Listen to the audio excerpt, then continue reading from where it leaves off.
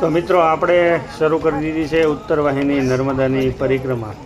તો આજે છેલ્લો દિવસ છે, પુષ્કળ માણસો પરિક્રમા કરવા આવી રહ્યા છે અને ઉત્તર વાહિની નર્મદાની પરિક્રમા રામપુરાથી શરૂ થાય છે। જો તમે માણસોની જે ગીર્દી છે રણછોડરાયજીના મંદિરેથી શરૂ થાય।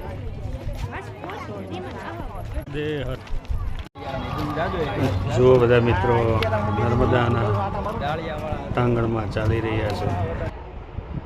અહીં સરકાર દ્વારા અલગ અલગ વ્યવસ્થા કરવામાં આવી છે અને આવા હોર્ડિંગ્સ મારવામાં આવ્યા છે।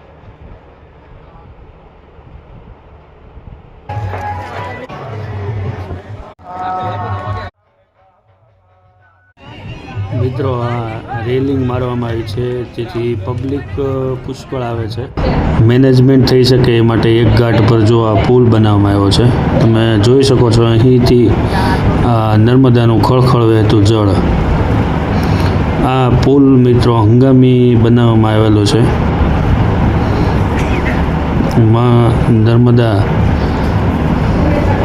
અહીં મિત્રો નર્મદાજીનું મંદિર બનાવવામાં આવ્યું છે।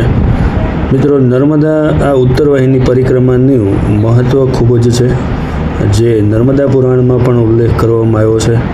જો પુષ્કળ માણસો શ્રદ્ધાથી અને શ્રદ્ધાભાવ સાથે અહીં પુષ્કળ અન્ન ક્ષેત્રો પણ છે, જ્યાં તમને નાસ્તો અને અલગ અલગ વસ્તુ મળી રહે।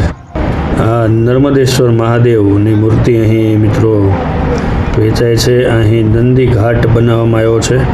આ નંદી ઘાટ તમે જોઈ શકો છો, સુંદર મજાનો ઘાટ બનાવવામાં આવ્યો। મિત્રો આપણે હવે અહીં હોડીમાં બેસવા માટે આવી ગયા છીએ। અહીંથી આપણે હોડીમાં બેસી સામા કાંઠે જઈશું અને રણછોડરાયજીના દર્શન કરશું, એટલે આપણી પરિક્રમા પૂર્ણ થશે। આ 21 કિલોમીટરની પરિક્રમા છે। મિત્રો આપણે હોડીમાં બેસી ગયા છીએ, તમે જોઈ શકો છો। હવે સામા કિનારે જઈ રહ્યા છીએ।